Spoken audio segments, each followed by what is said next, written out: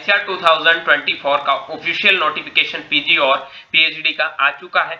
कल हमने एक वीडियो में डिस्कस किया था कि इंपॉर्टेंट डेट्स क्या है, आपको किन किन चीजों का ध्यान रखना है। अभी तक आपने वो वीडियो नहीं देखा तो उस वीडियो का लिंक वीडियो के डिस्क्रिप्शन बॉक्स में दे रखा है। ये वीडियो आईसीआर, जेआरएफ और एसआरएफ 2024 के कैंडिडेट्स के लिए बहुत इंपॉर्टेंट है। इस वीडियो में हम कंप्लीट जेआरएफ और एसआरएफ की इंफॉर्मेशन बुलेटिन को ध्यान में रखते हुए एक एक पॉइंट पर चर्चा करेंगे और जो भी आपकी इंफॉर्मेशन बुलेटिन में कुछ नए पॉइंट ऐड किए हैं उनको भी ध्यान से समझेंगे। उसके बाद में जल्दी एक आपको वीडियो मिलेगा जिसमें हम आईसीआर, जेआरएफ, एसआरएफ के फॉर्म फिलिंग को स्टेप बाय स्टेप समझेंगे। ओके, चलिए वीडियो करते हैं स्टार्ट। सबसे पहले हम जानते हैं कि ये एग्जाम है वो आपका नेशनल टेस्टिंग एजेंसी के द्वारा कंडक्ट करवाया जाता है। आईसीआर, जेआरएफ का मतलब होता है जूनियर रिसर्च फेलोशिप, एसआरएफ का मतलब होता है सीनियर रिसर्च फेलोशिप। जेआरएफ होता है वो एमएससी के लिए है और एसआरएफ है वो पीएचडी के लिए है। इसमें सबसे पहले हम थोड़ा इंट्रोडक्शन के बारे में बात कर लेते हैं। पूरा इंफॉर्मेशन बुलेटिन है वो आपको nt.ac.in की वेबसाइट पे अवेलेबल हो जाएगा। इसमें बहुत सारे यूनिवर्सिटी है वो पार्टिसिपेट कर रहे हैं। इंपॉर्टेंट डेट्स के बारे में मैंने ऑलरेडी आपको कल बता दिया था। इसकी फॉर्म फीस है वो जनरल कैटेगरी का 1200 रुपए है, एससी एसटी कैटेगरी का 625 रुपए है और आपका ओबीसी एनसीएल ईडब्ल्यूएस का 1100 रुपए है। ठीक है, उसके बाद में देखो आप इसका इंपॉर्टेंट डेट देख सकते हैं। 11 तारीख से आपका एप्लीकेशन फॉर्म शुरू हुआ है जो आपका 11 मई तक चलेगा। उसके बाद में इसका लास्ट डेट है जो आपको दे रखा है और उसमें अगर कोई आपको करेक्शन करना है तो 13 से 15 मई के बीच में आप करेक्शन कर सकते हैं। एग्जाम है वो आपका 29 जून को होगा। ठीक है, ये तो बेसिक चीज थी। उसके बाद में फॉर्म कैसे भरना है वो भी हम चर्चा करेंगे। एक जल्दी वीडियो लेके आऊंगा मैं उसके ऊपर। ठीक है, चलिए अगली चीज ये है कि पूछा जा रहा है कि major subject 20 major subject group candidate should select one major subject group appearing in the entrance examination based on capability with their own subject at graduation level। देखो इसमें बहुत सारे ऐसे यूनिवर्सिटी है जो 3 ईयर का ग्रेजुएशन है वो भी फॉलो करती है। देखो टोटल यहाँ पर दे रखा है 81 सब सब्जेक्ट हैं जिसमें 20 मेजर सब्जेक्ट है। ठीक है, ये आगे हम चर्चा करेंगे कौन कौन से सब्जेक्ट हैं, ठीक है, और कौन कौन से उसके सब सब्जेक्ट है। पूरी A to Z इंपॉर्टेंट जो भी इंफॉर्मेशन है master degree awarded agriculture university in 81 sub subject under 20 major subject group. Candidates should select one major subject group for appearing in the entrance examination based on the compatibility with their own subject at graduation level।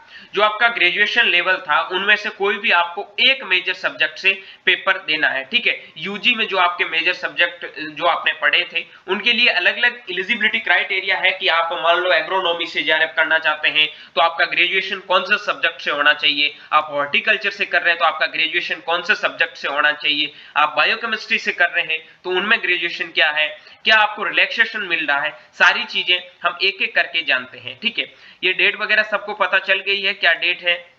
आपको पहले थोड़ा और बता दूं एक बार कि ये paper का जो पैटर्न है वो आपका एमसीक्यूज बेस पे है, सीबीटी कंप्यूटर बेस पे आपका पेपर होगा।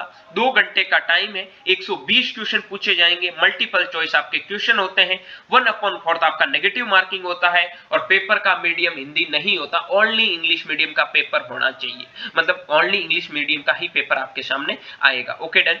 उसके बाद में सिलेबस है वो अलग अलग स्पेसिफिक जो भी आपका डोमेन सब्जेक्ट है उसको दे रखे हैं कि कंप्लीट आपका सिलेबस उसके बारे में भी। ठीक है, ये आपका रिजर्वेशन पॉलिसी है कि किस में कितना रिजर्वेशन मिलता है। ठीक है, ये आपका जो भी कैटेगरी लग रहा है एक बार आप लगा दो, काउंसलिंग टाइम में हम रिजर्वेशन को अच्छे से देखेंगे, उसी टाइम इनकी ज्यादा जरूरत पड़ती है। ठीक है, और थोड़ा बहुत आप देख सकते हैं जिस भी कैटेगरी से आप बिलोंग करते हैं। एलिजिबिलिटी क्राइटेरिया सबसे इंपॉर्टेंट चीज ये है कि आपका एज है वो 19 साल होना चाहिए। ठीक है, ये मैं बता देता हूं, यहाँ पर लिखा है applying for ICR AFPG 2024 appearing in the examination and the qualifying the same does not necessarily mean acceptance of eligibility। आपकी अगर एलिजिबिलिटी मैच नहीं करती है तो आप एग्जाम में पार्टिसिपेट नहीं कर सकते हैं। ठीक है, देखो ये बहुत सारे रूल्स एंड रेगुलेशन दे रखे। Candidate should not for the admission of master degree programme through entrance examination conduct by NT only candidate having pass graduation with for 6।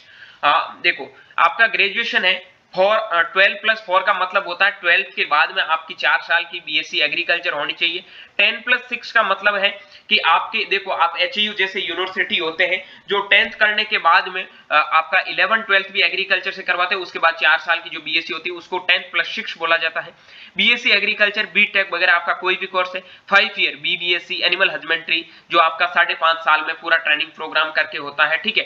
BVSc animal husbandry degree programme है तो भी आप ICR के exam में eligible है, ये चीज ध्यान रखना। ये आपका आईसीआर में एलिजिबिलिटी क्राइटेरिया दे रखा है। एज आपका है वो बोल्ड का है कि आपका कितना होना चाहिए, 19 साल होना चाहिए। मैं आपको सारी चीजें यहाँ पर बता दूं। 3 साल वाले भी यहाँ देखो, equivalence of degree will be decided admitting university only as per UGC published notice F93/2016 CPP second dated 19 July 2016। UGC के अंडर में आने वाली जो भी आपकी यूनिवर्सिटी है उनसे अगर आपने बैचलर की है तो आप इसके लिए एलिजिबल है, ठीक है।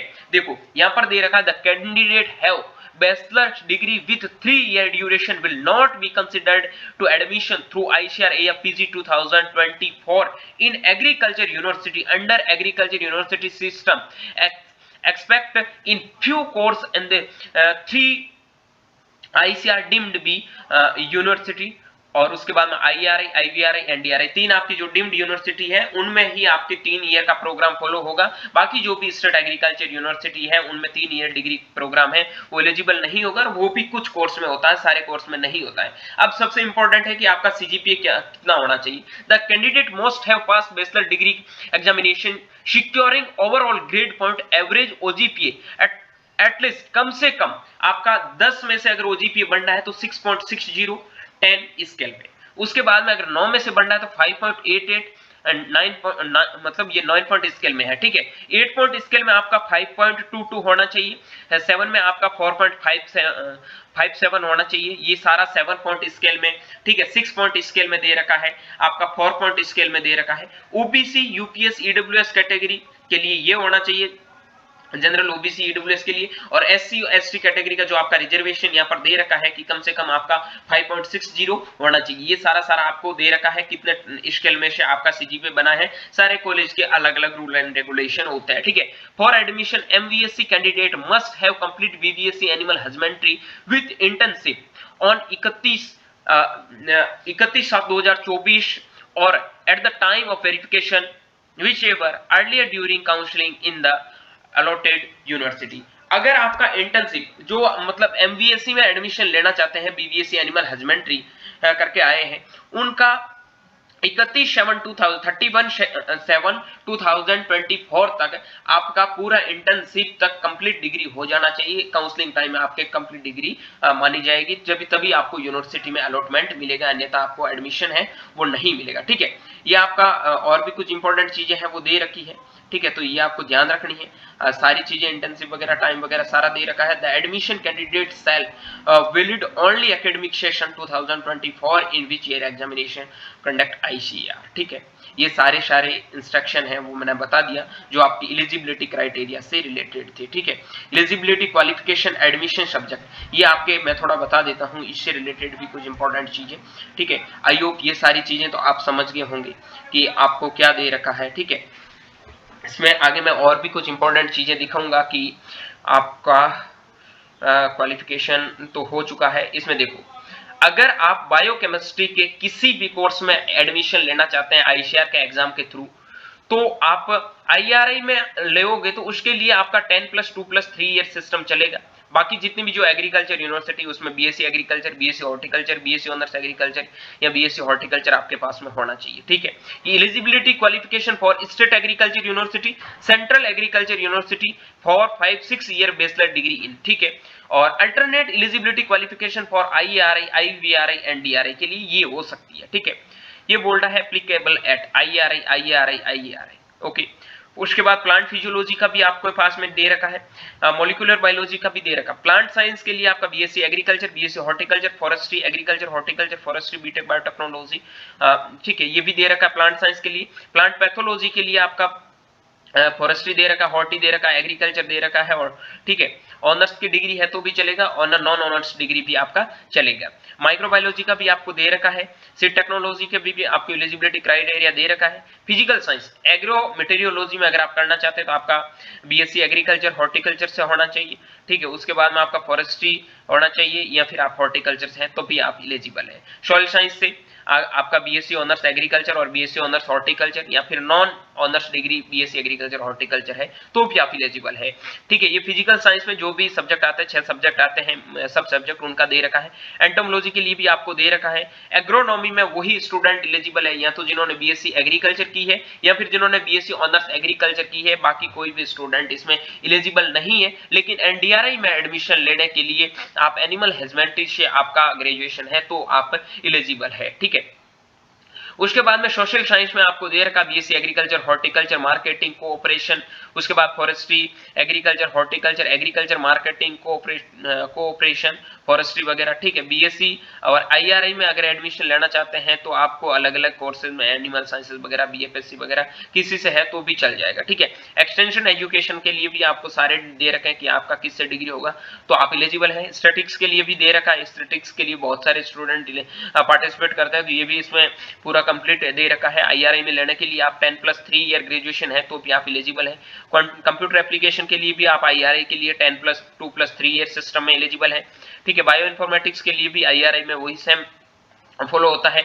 अब देखो हॉर्टिकल्चर में लेने के लिए ये आपके पास में होना चाहिए, ठीक है। इसमें आपको कोई रिलैक्सेशन नहीं है, आपका बीएससी एग्रीकल्चर या हॉर्टिकल्चर है तभी आप हॉर्टिकल्चर में जा सकते हैं, ठीक है। एग्रो फॉरेस्ट्री के लिए आपको दे रखा है कि आपके पास में फॉरेस्ट्री होनी चाहिए तभी आप जा पाएंगे। इस बार सीधा लिख दिया फॉरेस्ट्री एग्रो फॉरेस्ट्री सिल्वीकल्चर, ठीक है, तभी आप इसमें एलिजिबल है। एग्रीकल्चर इंजीनियरिंग एंड टेक्नोलॉजी के लिए भी ये एलिजिबिलिटी क्राइटेरिया है। अगर आप ये जो जिस भी सब्जेक्ट एनिमल बायोटेक्नोलॉजी में जाना चाहते हैं तो आपका बीबीएससी या एएच एनिमल हस्बेंड्री से होना चाहिए। वेटनरी बायोकेमिस्ट्री में जाना बीबीएससी एनिमल हस्बेंड्री से होना चाहिए। वेटनरी साइंस के लिए बीबीएससी एनिमल हस्बेंड्री ये सारा दे रखा है। उसके बाद एनिमल साइंस के लिए बीबीएससी और एनिमल हस्बेंड्री दे रखा है, लेकिन एनडीआरआई के लिए अलग अलग चीजें आपको 10+2+3 ईयर सिस्टम भी फॉलो करने का मौका मिल रहा है। फिशरी साइंस में ओनली आपका फिशरी से ग्रेजुएशन है तभी आप फिशरी साइंस में एमएससी कर सकते हैं, ठीक है। ये फिशरी साइंस के सारे सब्जेक्ट दे रखे हैं। डेयरी साइंस में आपका अगर डेयरी से मतलब डेयरी टेक्नोलॉजी से या बीटेक डेयरी टेक्नोलॉजी है तब जा सकते हैं, और एनडीआरआई के लिए ये सारी चीजें अलग से दे रखी है, ठीक है। डेयरी केमिस्ट्री के लिए भी आपके पास में बीटेक डेयरी टेक्नोलॉजी होना चाहिए। डेयरी टेक्नोलॉजी का ये सारा दे रखा है। उसके बाद में फूड साइंस फूड टेक्नोलॉजी के लिए बीएससी एग्रीकल्चर हॉर्टिकल्चर या honours agriculture horticulture food sciences से फूड टेक्नोलॉजी से भी हो सकता है। बीटेक एग्रीकल्चर इंजीनियरिंग भी हो सकता है, बीटेक फूड टेक्नोलॉजी हो सकता है, BTech food nutrition and dietetics भी आपके पास में अगर आप फूड प्रोसेसिंग एंड टेक्नोलॉजी में एडमिशन लेना चाहते हैं तो एलिजिबल है, ठीक है। फूड प्रोसेसिंग इंजीनियरिंग जिसे आप एमटेक कहते हैं, एमटेक के लिए आपका बीटेक होना कंपलसरी है, ठीक है, तभी आप इसमें जाके एलिजिबल होंगे। बीएससी एग्रीकल्चर और बीबीएससी एंड एनिमल हस्बेंड्री वाले भी इसमें एलिजिबल है, ठीक है। फूड सेफ्टी और क्वालिटी के लिए भी ये आपको एलिजिबिलिटी क्राइटेरिया दे रखा है। उसके बाद में एग्री बिजनेस मैनेजमेंट के लिए भी ये सारी चीजें दे रखी है। एबीएम कौन कौन कर सकता है, BSc agri horti forestry sericulture, ठीक है। उसके बाद ऑनर्स डिग्री में कोऑपरेशन सेरिकल्चर, उसके बाद commercial agriculture business management forestry BTech agriculture engineering veterinary science dairy science, उसके बाद fishery sciences food sciences BTech biotech, ठीक है, ये सारे होना चाहिए। वाटर साइंस टेक्नोलॉजी के लिए water science technology BSc honours agriculture BSc honours horticulture और बीटेक एग्रीकल्चर इंजीनियरिंग आपके पास में होना चाहिए, subject two seats given by agriculture university, ठीक है। ये सारा जो भी आपको जिसमें यूनिवर्सिटी में जो रिजर्वेशन मिलता है वो सारी चीजें दे रखी है। एज लिमिट यहाँ पर देखो, Indian national not below 19 year age 38/8/2024 are eligible appear the examination, not relaxation is possible regarding the minimum age limit. इससे कम आपका 31/8/2024 से पहले अगर आपका एज 19 साल कंप्लीट नहीं होता है तो you are not eligible for ICR JRF 2024 examination. Okay done, ये सारी चीजें आई होप आप समझ गए होंगे। उसके बाद में रजिस्ट्रेशन का प्रोसेस है वो मैं खुद करके आपको बता दूंगा, किसी को टेंशन लेने की जरूरत नहीं है। पूरे जो भी मेजर सब्जेक्ट है उनमें सारी इंफॉर्मेशन मैं आपको टाइम टू टाइम देता रहूंगा, किसी को टेंशन लेने की जरूरत नहीं है। ओके, अगर किसी को स्पेसिफिक सब्जेक्ट जो 20 सब्जेक्ट है आप चाहते हैं कि इसके बारे में डिटेल में वीडियो होना चाहिए कि हम इससे एमएससी करें तो हमें क्या क्या फायदा होगा, या फिर हम किसी एक पर्टिकुलर सब्जेक्ट को चुनते हैं तो उसमें हमें क्या फायदा होगा,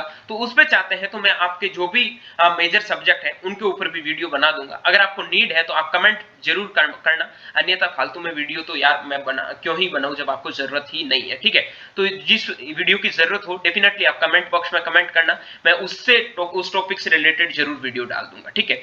ये आपको सारा पेमेंट का ऑप्शन है वो दे रखा है SC/ST कैटेगरी का। उसके बाद में एडमिट कार्ड है वो तो आगे का आता रहेगा। एडमिट कार्ड आपका लगभग 29 को एग्जाम है तो 25 के समथिंग आएगा, उससे पहले आने के चांसेस नहीं है। उसके बाद में आपको कंडक्ट ऑफ द एग्जामिनेशन आपका CBT में कंडक्ट होगा। कुछ नहीं करना, MCQs पेपर अपने आप खुल जाएगा, उसमें 120 क्वेश्चन आएंगे।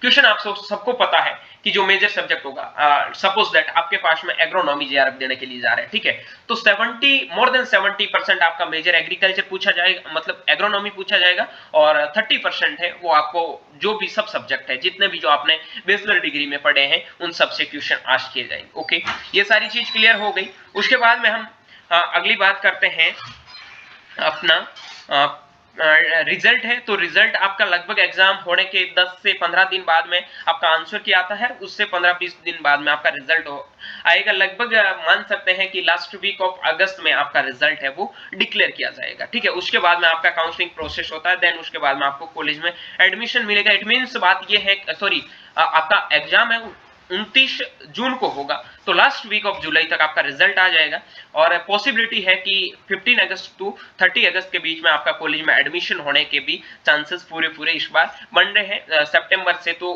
डेफिनेटली आपकी क्लासेस है रन करना शुरू हो जाएगी, ठीक है। आई होप ये सारी चीजें आप समझ गए होंगे। काउंसलिंग का प्रोसेस है, ये सारी चीजें बाद में जानने की जरूरत है, ये बाद में हम देख लेंगे। जो इंपॉर्टेंट चीजें थी रूल्स एंड रेगुलेशन से रिलेटेड वो मैंने बता दी। यहाँ आप एग्जामिनेशन देख सकते हैं कौन कौन सी सेंटर है, कौन कौन सी सिटी में। जैसे मान लो आप अंडमान निकोबार द्वीप से बिलोंग करते हैं तो आपका जो सिटी है पोर्ट ब्लेयर में आपका सेंटर है, ठीक है। असम से है तो गुवाहाटी, जोरहट और आपका शिलचर असम, जहां पर आपको मिलेगा एग्जामिनेशन सेंटर। बिहार से है तो आपका आरा है, उसके बाद भागलपुर है, मुजफ्फरपुर है, पटना है, 4 आपको एग्जामिनेशन सिटी दे रखी है, ठीक है। दिल्ली से है तो आपको दिल्ली दे रखा है, गुजरात से है तो आपको अलग अलग आनंद दे रखा है, ठीक है, मेहसाणा दे रखा, राजकोट दे रखा, सूरत दे रखा, हरियाणा में हिसार और करनाल दे रखा है। उसके बाद में अगर आप लद्दाख से हैं तो आपको लेह है, वहां पर एग्जामिनेशन सेंटर मिल जाएगा। उसके बाद में अगर आप पंजाब से है तो बठिंडा और लुधियाना है, राजस्थान से है अजमेर है, बीकानेर है, जयपुर है, जोधपुर है, कोटा है, सीकर है, उदयपुर है, ठीक है। सिक्किम से है तो आपको मिल जाएगा, तमिलनाडु से है तो चेन्नई, कोयम्बटूर, मदुरई और शिलांग आपको मिल जाएगा, ठीक है। उत्तराखंड से है, सॉरी उत्तर प्रदेश से है तो आगरा मिलेगा, इलाहाबाद मिलेगा, बरेली मिलेगा, कानपुर मिलेगा, लखनऊ मिलेगा और वाराणसी आपको एग्जामिनेशन सेंटर मिल जाएंगे। उत्तराखंड से है तो देहरादून और हल्द्वानी आपको मिल जाएगा। वेस्ट बंगाल से है तो सारी आपको एग्जामिनेशन सेंटर यहाँ पर दे रखे हैं, वो आप देख सकते हैं, ठीक है। कोड नंबर आपको सबको यहाँ पर मिल जाएंगे, ये अलग अलग दे रखा है। अब सबसे इंपॉर्टेंट चीज है यहाँ जो मेजर सब्जेक्ट है आपका, मेजर सब्जेक्ट में बात करता हूँ प्लांट बायोटेक्नोलॉजी। बायोटेक्नोलॉजी में biochemistry, molecular biology, biotechnology, plant physiology, 3 आपके सब सब्जेक्ट है।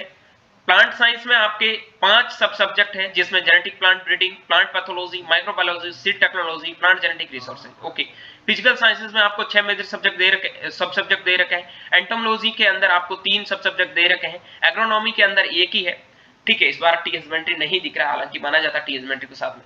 उसके बाद सोशल साइंसेज है, सोशल साइंसेज में आपको 2 मिलेगा, जिसमें इकोनॉमिक्स और एक्सटेंशन एजुकेशन है। स्टैटिक्स में आपको 3 मिलेगा, एग्रीकल्चर स्टैटिक्स, कंप्यूटर एप्लीकेशन, उसके बाद बायो इन्फॉर्मेटिक्स। हॉर्टिकल्चर में आपको 5 मिलेगा, आपका ओलेरिकल्चर हो गया, पोमोलॉजी हो गया, पीएचडी हो गया, फ्लोरिकल्चर हो गया और प्लांट स्पेसीज और मेडिकल एरोमेटिक प्लांट्स हो गया, ठीक है।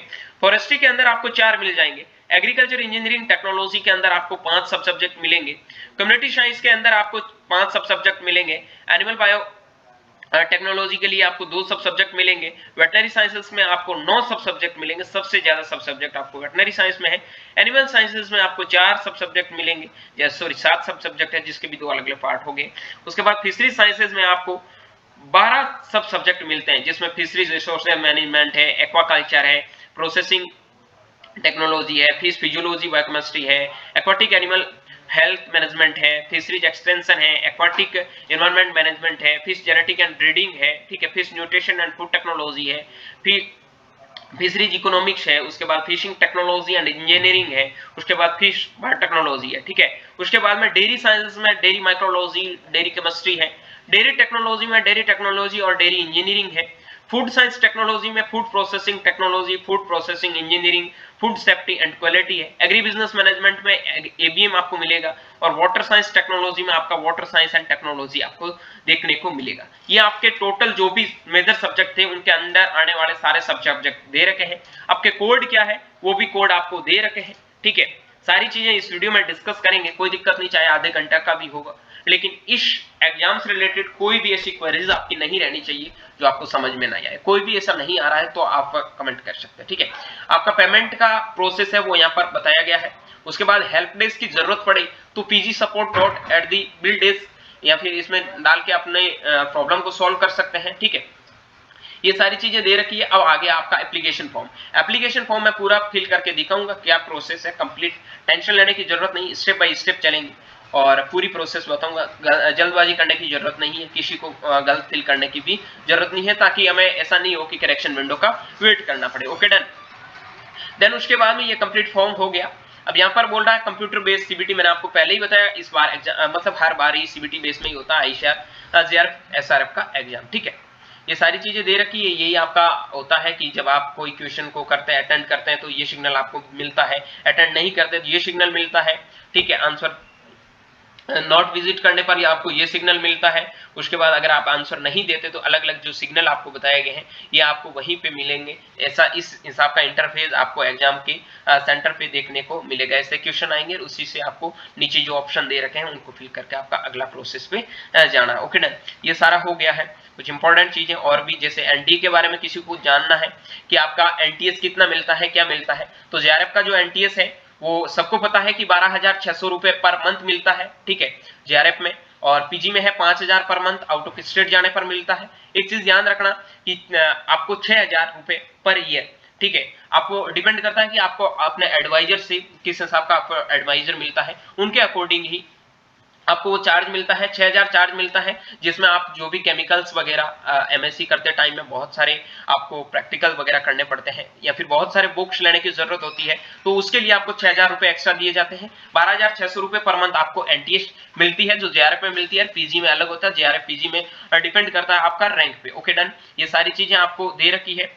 किस हिसाब का इसमें जो आपका परसेंटाइल किस हिसाब का बनेगा, रो स्कोर आपका क्या होना चाहिए, कैसे आपका परसेंटाइल बनेगा उसके ऊपर है, ठीक है। मार्क्स आपको परसेंटाइल पे दिखेंगे, आपको मार्क्स नहीं दिखेंगे। जो भी आपका परसेंटाइल होगा उसी के ऊपर आपका स्कोर कार्ड होगा। और किसी के पास में अभी तक कोई भी सर्टिफिकेट अवेलेबल नहीं है और वो सर्टिफिकेट लगाना चाहता है, अभी नहीं बना है, तो आप ये एप्लीकेशन आपको दे रखा है ना, इसको आप प्रिंट आउट लेके फिल करके आप वहां पर अपलोड कर सकते हैं, ठीक है। आई होप ये सारी चीजें आप अच्छे से समझ गए हैं।